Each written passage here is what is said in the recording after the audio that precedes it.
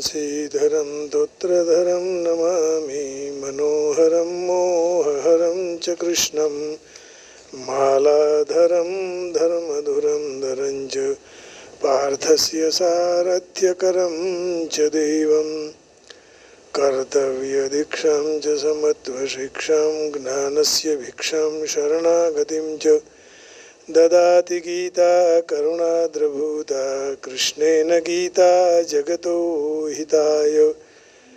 श्रीमद् भगवद गीता जी अध्याय 11वां और श्लोक 3। एवमेतद्यथातत्त्वम्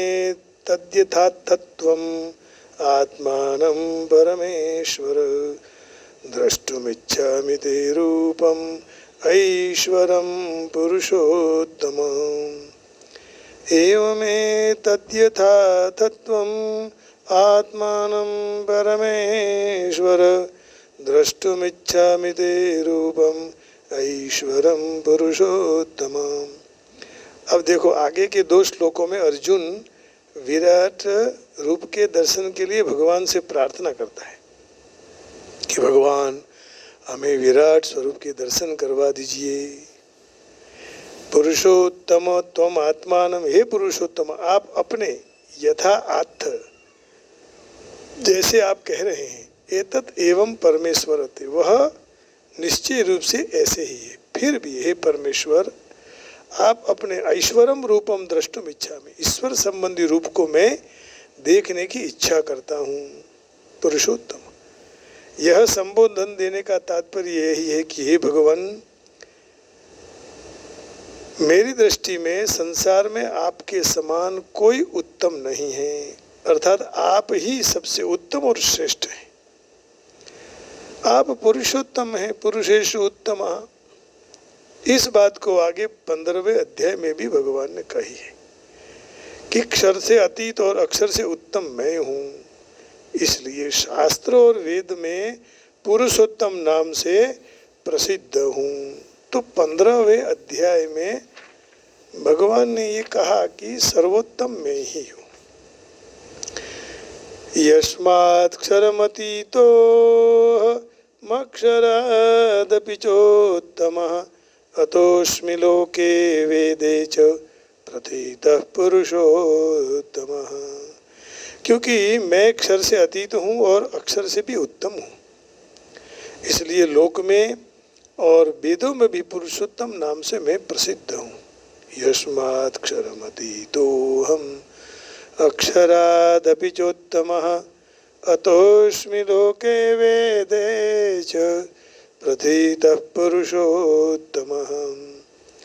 यस्मात् क्षरमतीतोऽहम् अक्षरादपि चोत्तमः अतोऽस्मि लोके वेदे च प्रथितः पुरुषोत्तमः। तो पुरुषोत्तम संबंध देने का तात्पर्य यही है कि भगवान मेरी दृष्टि में आपके समान कोई श्रेष्ठ नहीं है, उत्तम नहीं है। एवमे तद्यथा तत्वम आत्मानम, हे पुरुषोत्तम आपने 7वें अध्याय से 10वें अध्याय तक मेरे और आपके अलौकिक प्रभाव का जो सामर्थ्य का वर्णन किया, वास्तव में ऐसा ही है।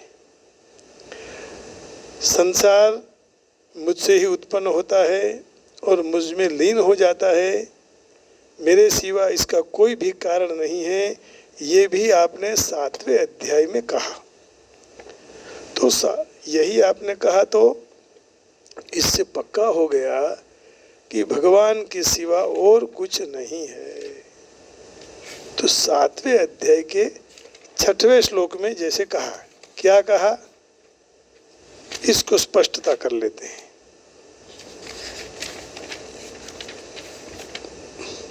एतद्योनिनि भूतानि सर्वाणीत्युपधारय अहं कृत्स्नस्य जगतः प्रभवः प्रलयस्तथा। सारे प्राणियों के उत्पन्न होने में परा और अपरा ये दोनों प्रकृतियों का संयोग कारण है, ऐसा तो समझ ले। और मैं सारे जगत के प्रभव और प्रलय हूँ। एतद्योनीनि भूतानि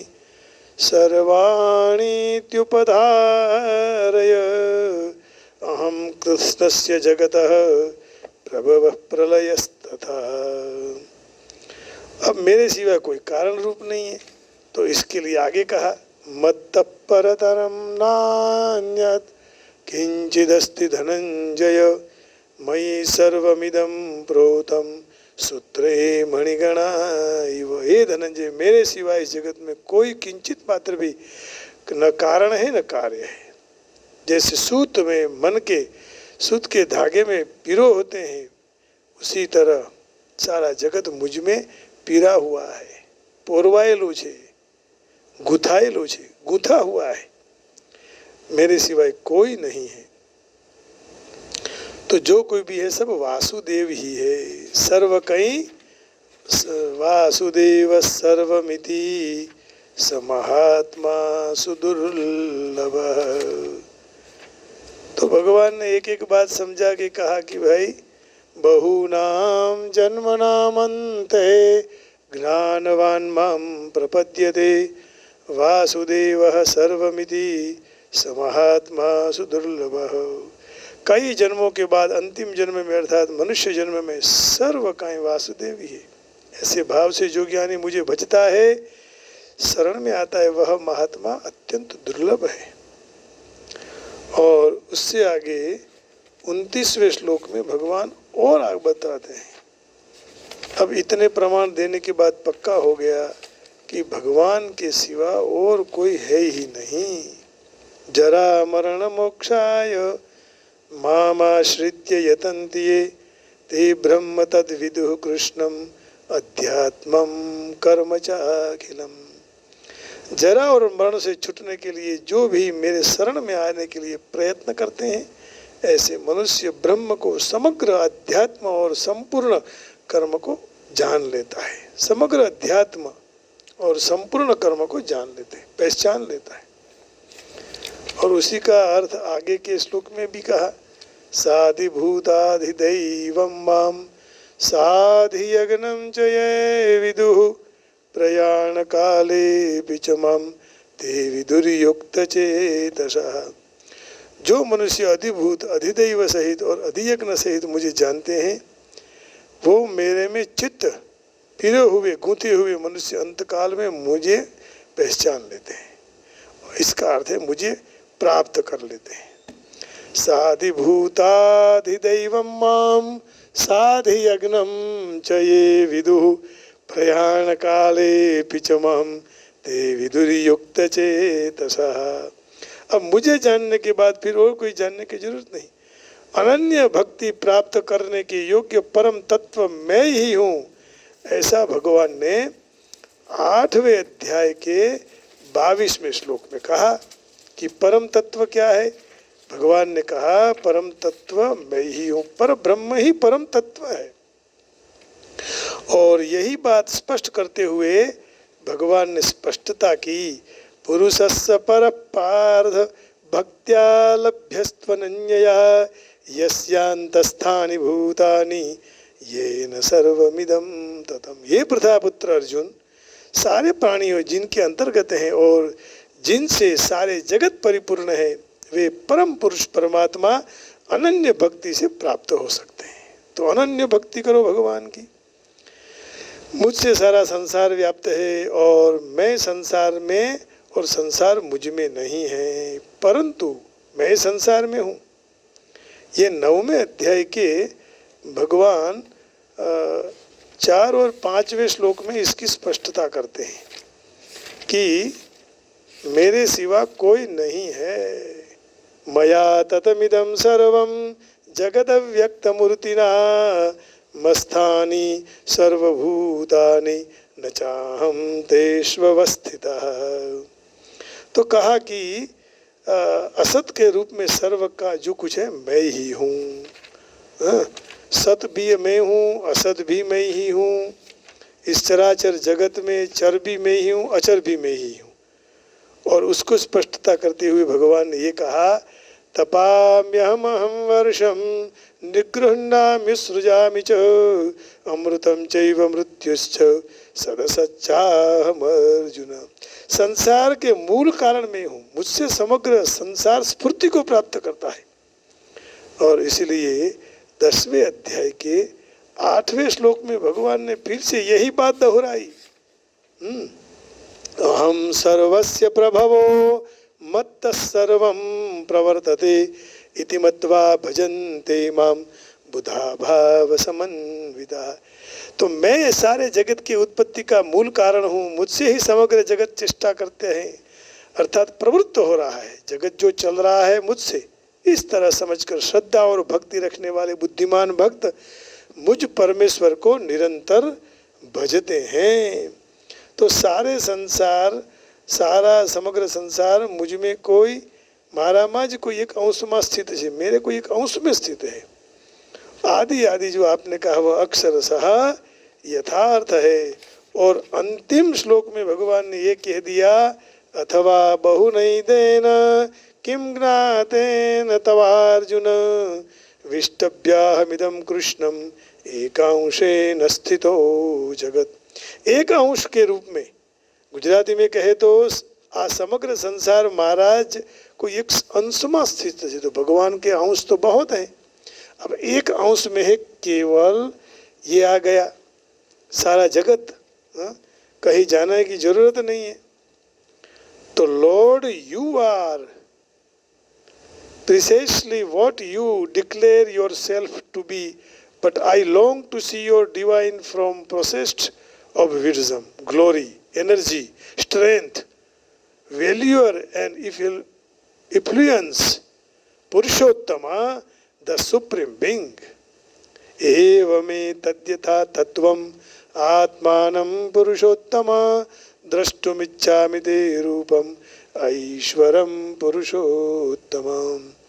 तो भगवान के ऐसे अलग अलग भाव हैं। आज इतना ही भाव रखेंगे, क्योंकि अब भगवान का थोड़ा संकीर्तन कर लेंगे। राधे गोविंद भजो राधे गोविंद, बाल मुकुंदा जय नंद लाला, कृष्ण कन्हैया जय गोपाला, बाल मुकुंदा जय नंद लाला, कृष्ण कन्हैया जय गोपाला। गोपाला गोपाला देवकी नंदन गोपाला, नंदलाला नंदलाला यशोमती नंदन नंदलाला, यशोमती नंदन नंदलाला।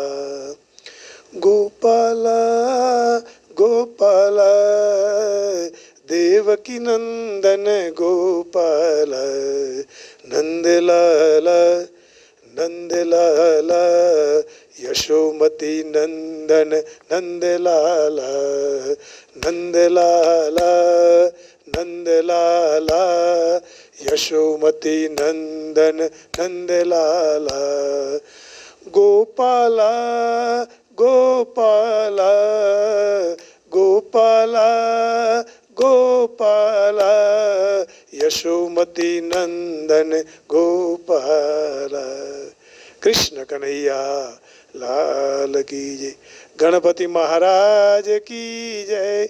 श्री राधावर कृष्णचंद्र भगवान की जय। रामचंद्र परिवार की जय। वेंकटेश्वर बालाजी भगवान की जय। हनुमान जी महाराज की जय। जगत जननी अम्बे मात की जय। पद्मावती मात की जय। बाल कृष्ण लाल की जय। ओम